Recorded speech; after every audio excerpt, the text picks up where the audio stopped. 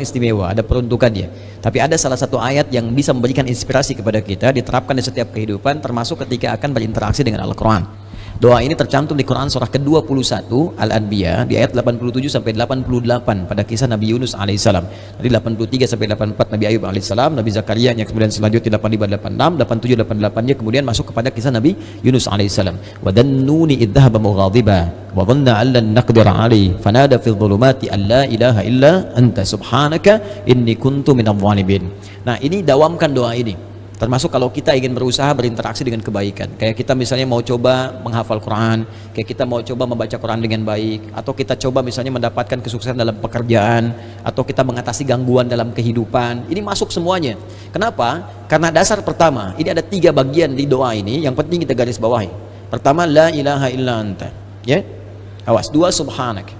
3, inni kuntu minadh dhalimin. Jadi kalau kita zikirkan misalnya la ilaha illa anta subhanaka inni kuntu minadh dhalimin, la ilaha illa anta subhanaka inni kuntu minadh dhalimin. Kalimat la ilaha illa anta, yakni la ilaha illallah, ini dasar semua kehidupan kita. Dahsyatnya kalimat ini. Ya, dari kalimat inilah kita tercipta. Dari kalimat inilah kita diminta untuk beribadah. Makanya beliau tadi menyitir Quran surah ke-51 Ad-Dhariyat di ayat ke-56.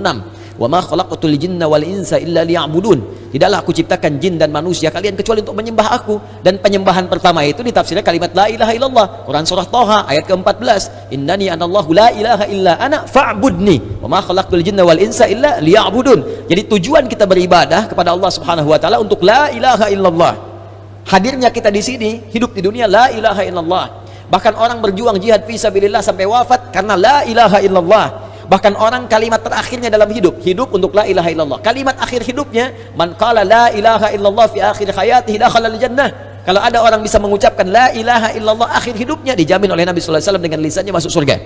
Bayangkan, kita hidup untuk la ilaha illallah, berjuang untuk la ilaha illallah. Wafat pun bisa mengucapkan la ilaha illallah. Dijamin semua kebaikan. Jadi ketika kita berdoa menggunakan satu kalimat ini kepada Allah, seakan-akan kita mengatakan, ya Allah, bukankah dengan kalimat ini, bukankah dengan kata ini aku dihidupkan untuk beraktivitas, bukankah dengan kata ini aku diminta beribadah, bukankah dengan kata ini aku diminta untuk berjuang sampai wafat, maka dengan semua keistimewaan di kata ini, ya Allah, mohon kabulkan, aku ingin minta sesuatu, aku sakit, mohon sembuhkan, ya Allah, aku dikerjai orang, mohon lindungi, ya Allah, aku punya kesulitan, mohon mudahkan, ya Allah.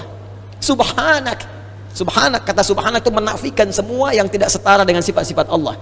Ya, contoh orang mengatakan Allah punya anak, makanya turun Quran surah kedua ayat 116.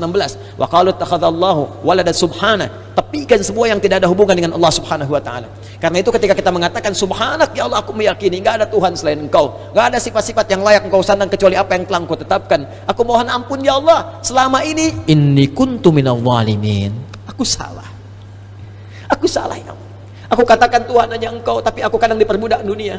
Aku ikut sesembahan dunia. Aku akhirkan ketika Engkau minta, Engkau panggil sholat, aku mengikuti panggilan dunia. Aku katakan subhanak, Engkau yang maha suci, Engkau yang maha esa, Engkau yang maha agung, tapi aku mengagungkan yang lain. Aku salah, ya Allah. Inni kuntu minadh dhalimin. Aku salah.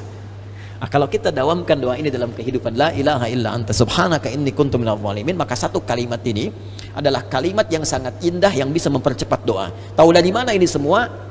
Jawaban ayatnya, lihat ayat selanjutnya, fastajabna, istikhdami fa harfu atfin rabitin baina syai'aini bila hudud. Cepat, huruf yang mengikat 2 peristiwa dan berlangsung tanpa jeda. Peristiwa pertama berdoa, peristiwa kedua jawaban dari doa. Ya, wa qul wa fi hadhil ayat min ayat 83 84 kullu fastajabna di ayu fastajabna pakai fa semuanya. Fastajabna, kami akan cepat jawab. Fastajabna, kami akan cepat jawab.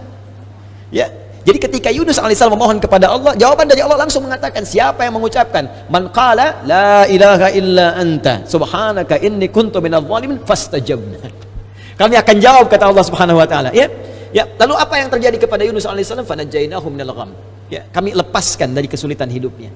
Ya, tapi kalimat yang indah bukan kami bebaskan dari perut ikan paus, kami lepaskan dari gham. Gham itu kalimat yang umum, ya, masih luas, sesuatu yang membuat kita gelap. Bukankah Anda kalau mendapatkan berita dari kantor, Anda sekarang berhenti kerja, gelap langsung.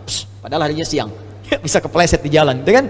Lamaran ditolak langsung gelap, gitu kan? Itu gham namanya. Wa kadzalika nunjil mu'minin. Demikianlah kalau ada orang beriman setelah ini mengamalkan doa yang sama, kata Allah, kami jamin